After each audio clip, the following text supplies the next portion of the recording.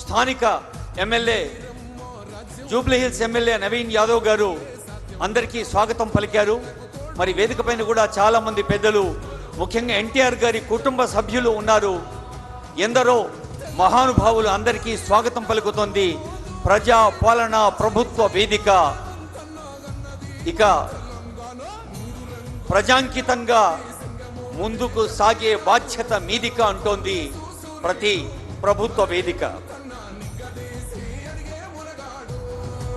ప్రజలే దేవుళ్ళు, సమాజమే దేవాలయం అన్న ప్రజాప్రియ నాయకుడు, వెండితెర కథ నాయకుడు, ఇటు పీపుల్స్ మ్యాన్, అటు ఆర్ట్ లవర్స్ మ్యాన్, ఒక మనుషుల మానవ జాతికే తరతరాలుగా ఒక ఎగ్జాంపులరీ పర్సనాలిటీగా ఐసే మిలా కరో కే లోగ్ కరే ఆరుజు, ఐసే రహా కరో కే జమానా మిసాల్ దే అన్నారు.